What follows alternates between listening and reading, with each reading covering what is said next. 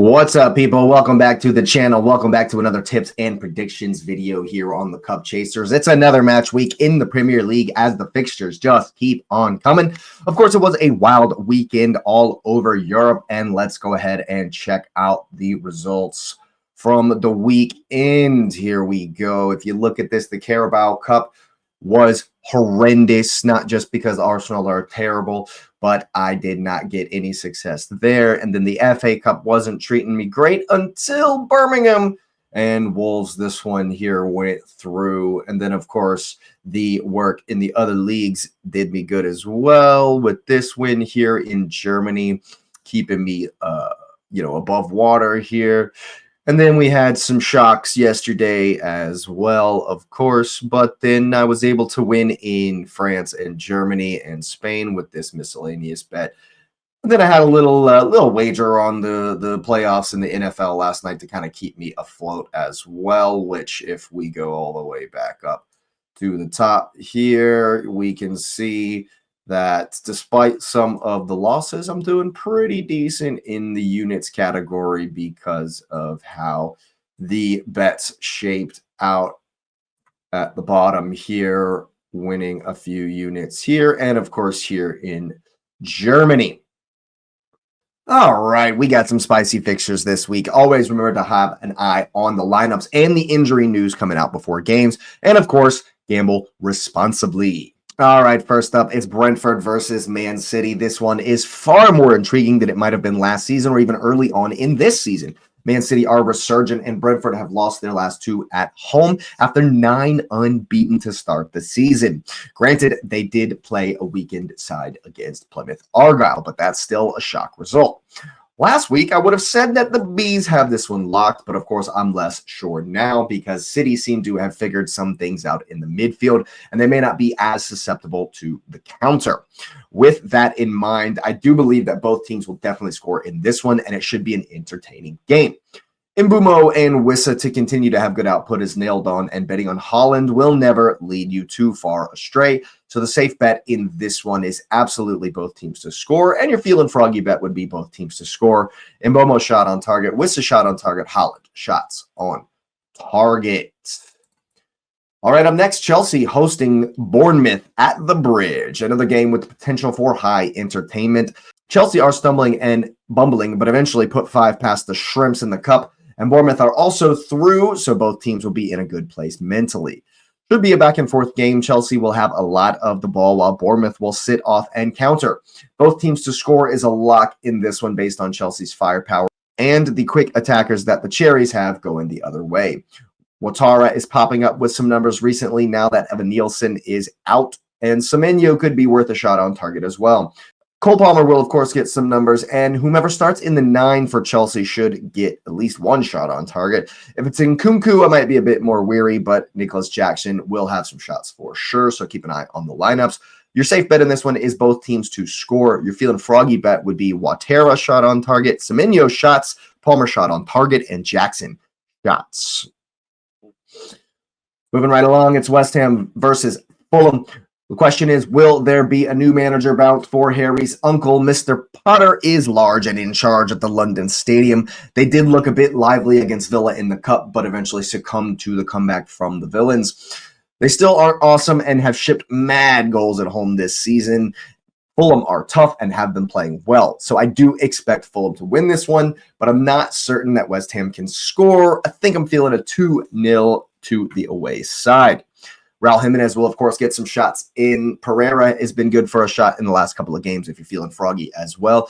But your safe bet is the Fulham money line, and your feeling froggy bet is Fulham money line. Jimenez shots on target, and Pereira shots. All right, the game of the weekend. This is definitely the hottest fixture of the match week. Forest hosting Liverpool should be an incredibly intriguing game. Poole bringing the heat, and Forest soaking it up on the counter. These are the best two teams in the league at the moment, locking horns at the City ground. Poole actually have a horrible record away to Forest, where Nuno has the boys absolutely locking teams down. They've won 6 league games in a row, 7 games in all comps, whereas Poole are looking somewhat wobbly at the moment. I do expect Mo Salah to pop back up after a couple of quiet games, and Chris Wood will have shots in this one. Of course, wait for the lineup to see if Diaz or Jota starts up top for Pool, but Gakpo has scored in 3 straight games as well. Kind of spoiled for choice in this game for output because Alenga and Hudson-Odoi are also getting shots in. So the money line seems a bit too close to call for me. Maybe it's some delusional part of me that thinks Forest winning can still help Arsenal, but I won't be too surprised if Forest pull this one out. That, of course, would be for the Feelin' Froggy bet. So your safe bet in this one is Chris Woods to have shot on target, Salah to have a shot on target, Jota or Diaz to have a shot on target, and Gakpo to get some shots in as well. Your Feelin' Froggy bet would be to take your pick on the money line. Both teams to score could be there also, but I kind of expect it to be a little bit low scoring, so the under 3.5 or both teams to score. Alrighty, Everton hosting Aston Villa. The Premier League is headed back to default settings. Arsenal are Banter FC again, and David Moyes is back at the helm for the Toffees. Is the new manager bounce incoming?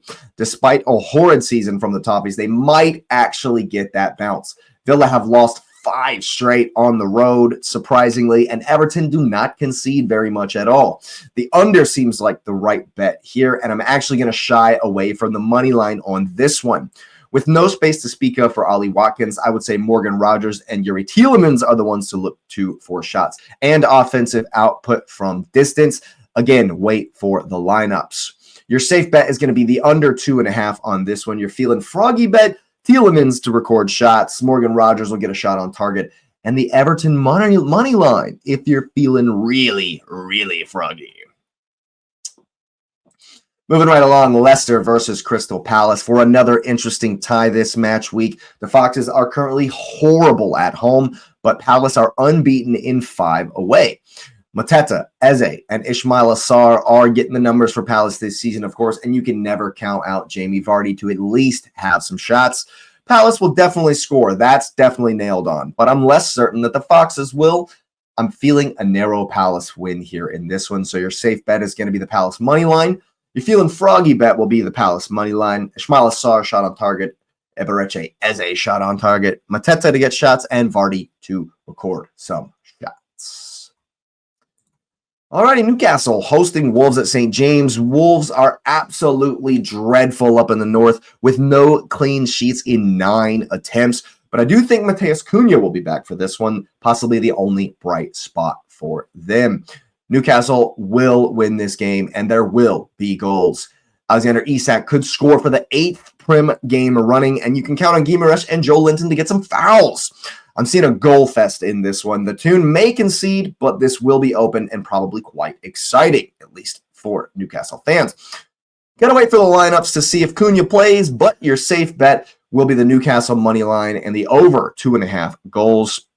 You're feeling froggy bet. It's going to be Newcastle money line over 2.5 goals. Isak to get shots on target, shots, or even a goal. Guimaraes and Joe Linton will record some fouls, and Cunha could have some shots on the other side. Wow, talk about stinking out the joint. Both North London teams were terrible in the FA Cup, despite Spurs getting the win versus Tamworth in the end. They do have a shocking record at the Emirates, however, which is about the only thing the Gunners have going for them in this one. We have conceded a league-high percentage of goals in the first 15 minutes, whereas Spurs have the highest percentage of goals scored in that period of the game. In spite of this, I do expect Arsenal to be as boring as possible and restrict Tottenham. That being said, I am intrigued to see what Ange does because the blueprint to beat Arsenal is very clear to be seen, but Ange does not like to play like that. The question is whether Arsenal can score, and at the moment, I'm not convinced at all. I honestly do not know what to expect from this game. Havertz will probably have shots, not on target because he couldn't hit the broadside of a barn, but he'll probably miss 3 or 4 shots at least. Dom Solanke will most likely record some shots as well. Kulusevski has been playing good recently, so he could get a shot in as well. I do expect a really poor and boring game. So your safe bet's going to be the Havertz shots, Solanke shots, Kulusevski shots. If you're feeling really froggy, you can bet the Arsenal money line. That's definitely some hopium. And then the under 2.5 if you're feeling froggy. All right, Ipswich are actually in their best vein of form, hosting Brighton at home. They did beat Chelsea and got the away draw at Craven Cottage in their last 2 games, whereas the Seagulls have drawn 4 straight in league. The under looks nailed on in this one. Brighton are struggling somewhat for goals, and Ipswich will look to keep them in front of them and send in a lap on the break. The man should have some shots. Karuma Toma should get some shots as well. João Pedro could have some. You're going to want to wait for the lineup to see who's playing for Brighton. I do have a sneaking suspicion that Ipswich could get something from this one. Might be 0-0 or perhaps 1-1.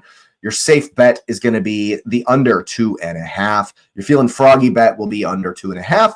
Delap to get a shot on target. Matoma to have shots. Pedro to have shots.